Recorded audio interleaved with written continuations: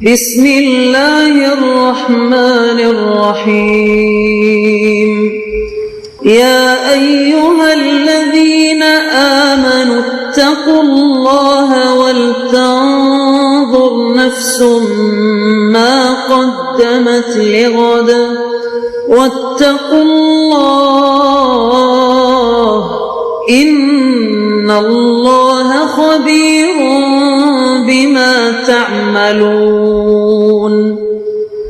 اے ایمان والو، اللہ سے ڈرتے رہو اور ہر شخص کو دیکھنا چاہیے کہ اس نے کل یعنی آخرت کے لیے کیا سامان بھیجا ہے، اور ہم پھر کہتے ہیں کہ اللہ سے ڈرتے رہو، بے شک اللہ تمہارے سب اعمال سے خبردار ہے۔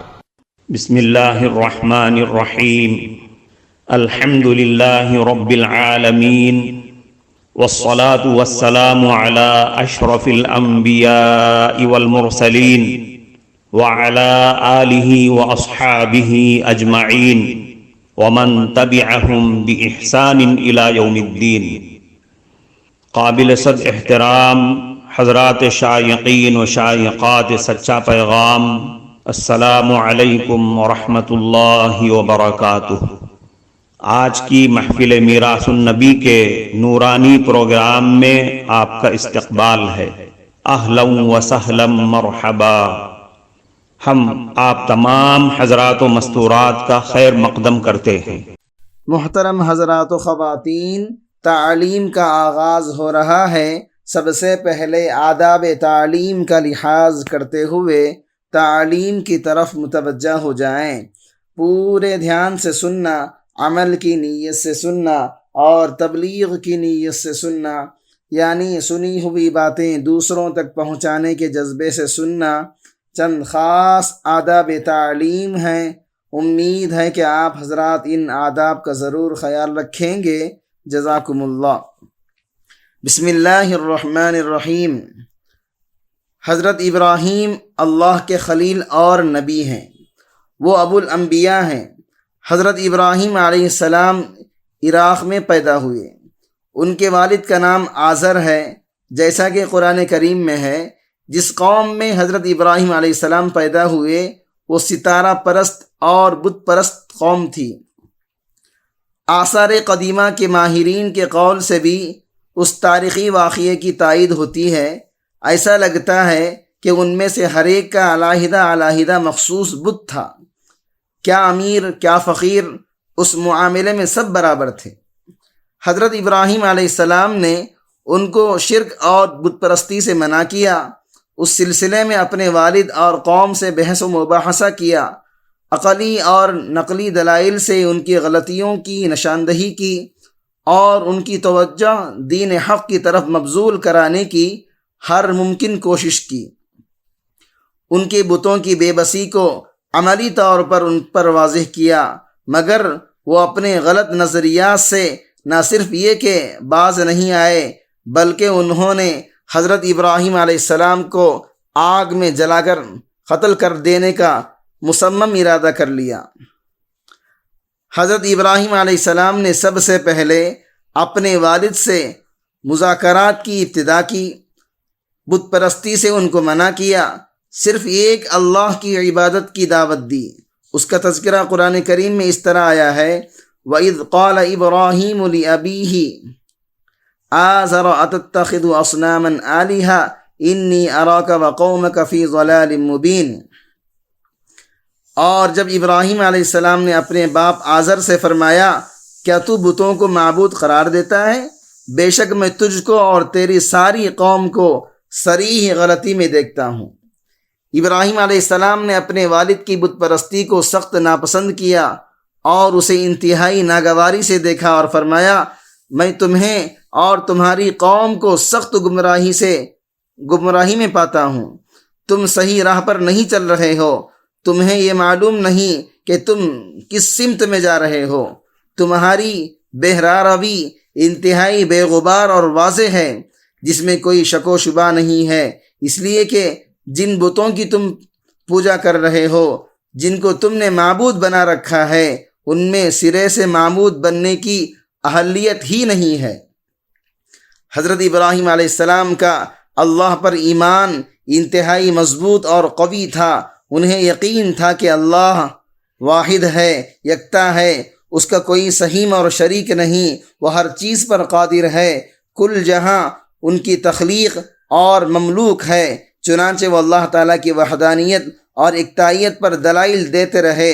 ان کی قوم چونکہ ستارہ پرست تھی، ستاروں شمس و قمر کے معبود ہونے کی قائل تھی، حضرت ابراہیم علیہ السلام نے ستاروں اور شمس و قمر کی معبودیت کے بطلان کو ان کے سامنے عملی طور پر واضح کر دیا۔ چنانچہ جب ستارہ طلوع ہوا تو فرمایا تمہارے بقول یہ میرا رب ہے، اسی طرح چاند طلوع ہوا تو فرمایا یہ میرا رب ہے۔ جب آسمان کے افق پر سورج نمودار ہوا تو فرمایا یہ میرا رب ہے، بلکہ ان تمام میں سب سے بڑا ہے۔ جب دیکھا کہ سب غروب ہو گئے اور سورج بھی غائب ہو گیا تو کفر و شرک سے اپنی برات کا کھلم کھلا اظہار کیا اور اپنی قوم کو مخاطب کر کے فرمایا تمہارے اس شرک سے میں مکمل طور پر بیزاری کا اعلان کرتا ہوں اور تمہاری ان بتوں، ستاروں اور شمس کی پوجا سے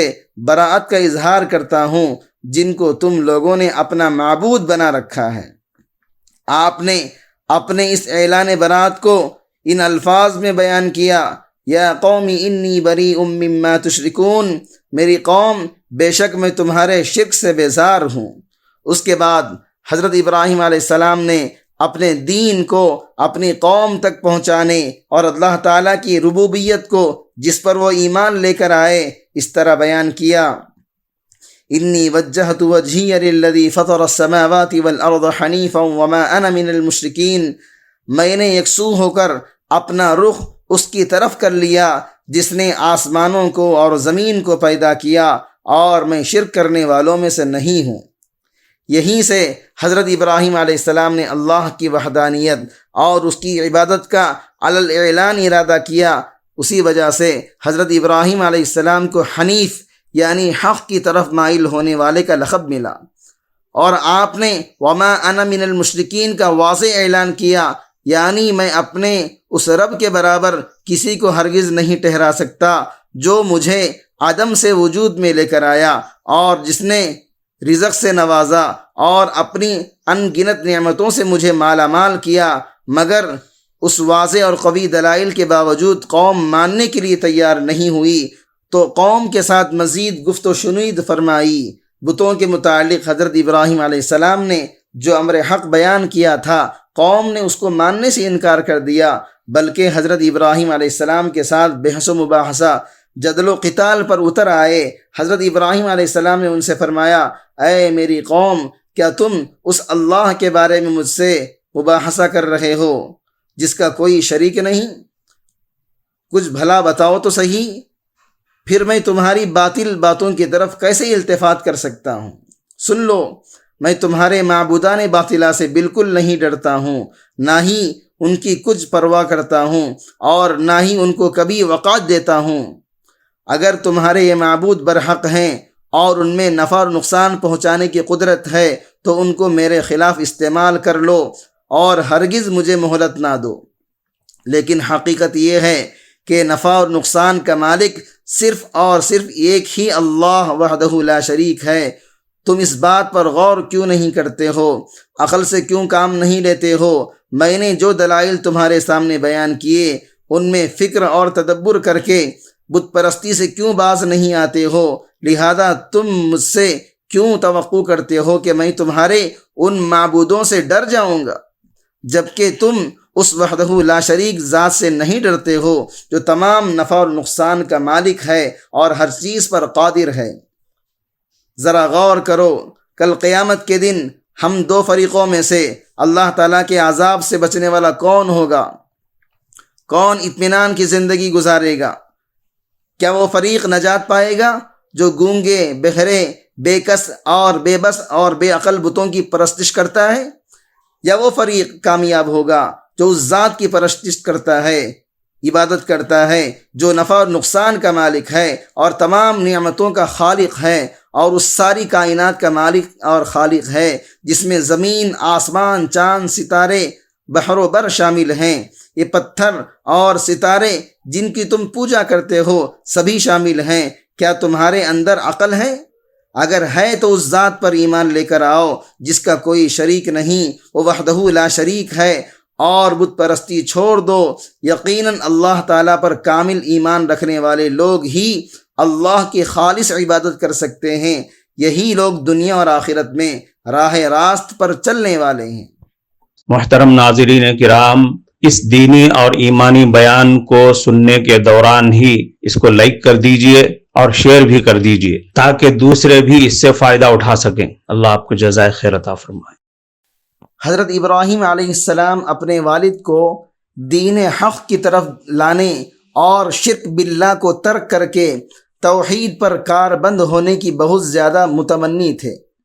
حضرت ابراہیم علیہ السلام انتہائی واضح الفاظ میں کفر کی برائی اور اس کی ہلاکت خیزی والد صاحب کے دل نشین کرتے اور فرماتے، انسان کفر کو اگر اپنے دل و دماغ سے اکھاڑ پھینک نہ دے، اگر کفر پر کار بند رہے تو سخت ترین عذاب میں مبتلا ہو جائے گا۔ کفر کی برائی کو ان کے دل سے نکالنے کے لیے انتہائی نرمی سے گفتگو فرماتے اور اپنی دعوت کو انتہائی نرم گوئی سے اپنے والد کے سامنے بار بار دہراتے اور پیارے ابا جان کہہ کر ان کو مخاطب کرتے اور انہیں یہ باور کرانے کی کوشش کرتے کہ وہ ان کا فرما بردار اور تابع دار بیٹا ہے اور ہر آن اپنے والد کو نفع پہنچانے کا حریص ہے۔ اپنے والد کے ساتھ ان کی نرم گفتاری کا تذکرہ قرآن مجید کے اندر اس طرح آیا ہوا ہے، وَاذْكُرْ فِي الْكِتَابِ إِبْرَاهِيمَ إِنَّهُ كَانَ صِدِّيقًا نَبِيًّا إِذْ قَالَ لِأَبِيهِ يَا أَبَتِ لِمَ تَعْبُدُ مَا لَا يَسْمَعُ وَلَا يُبْصِرُ وَلَا يُغْنِي عَنْكَ شَيْئًا۔ آپ اس کتاب میں ابراہیم کا ذکر کیجئے، وہ بڑے سچے اور اچھے پیغمبر تھے، جبکہ انہوں نے اپنے باپ سے کہا، اے میرے ابا، آپ ایسی چیزوں کی کیوں عبادت کرتے ہو جو نہ کچھ سنتی ہے اور نہ کچھ دیکھتی ہے اور نہ تمہارے کچھ کام آ سکتے ہیں۔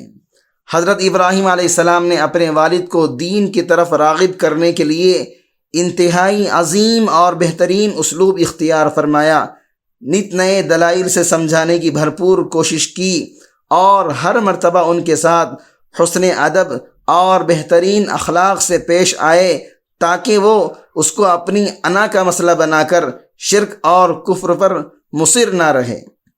چنانچہ حضرت ابراہیم علیہ السلام نے اپنے والد سے اس بت پرستی کی وجہ طلب کی جو سرے سے نفع و نقصان کے مالک ہیں، نہ عبادت کے مستحق، اور فرمایا اس اللہ کی عبادت اور بندگی کو کیسے چھوڑا جا سکتا ہے جو ہر چیز کا خالق ہے، مالک ہے، وہی روزی دینے والا ہے اور نفع نقصان کا مالک ہے، زندہ کرنے والا اور مارنے والا ہے۔ ایسا کرنا کسی عقل مند کو زیب دیتا ہے؟ اور اپنے والد کو صفت جہل کے ساتھ متصف کرنے کے بجائے یوں انداز بیان اختیار کیا، یا ابتی انی قد جاءنی من العلم ما لم یأتک، اے میرے ابا، میرے پاس ایسا علم پہنچا ہے جو آپ کے پاس نہیں ہے۔ حضرت ابراہیم علیہ السلام نے اپنی گفتار میں انتہائی اعتدال سے کام لیا، نہ اپنے والد کو مطلق جہل سے متصف کیا اور نہ ہی خود کو علم فائق سے موصوف کیا، بلکہ فرمایا میرے پاس علم کا کچھ حصہ ہے جو آپ کے پاس نہیں ہے، اور وہ صحیح اور درست راستے اور حق کی طرف رہنمائی کا علم ہے، وہ انتہائی واضح اور بے غبار ہے جس میں شک اور شبہ کی کوئی بھی گنجائش نہیں۔ لہذا اس سلسلے میں آپ مجھے نصیحت نہ کیجیے بلکہ میرے قول کو مان لیجیے اور یوں سمجھیے کہ میں آپ کے ساتھ ایک راستے میں سفر کر رہا ہوں اور مجھے اس راستے کے خم و پیچ اور نشیب و فراز کا پتہ ہے۔ مصلحت کا تقاضا یہ ہے کہ آپ راہ چلتے ہوئے میرے پیچھے پیچھے چلیے تاکہ آپ راہ بھٹکنے سے بچ جائیں۔ کفارہ مجلس کی دعا پڑھ لیجئے۔ سبحانک اللہم و بحمدک، اشہد ان لا الہ الا انت، استغفرک و اتوب الیک۔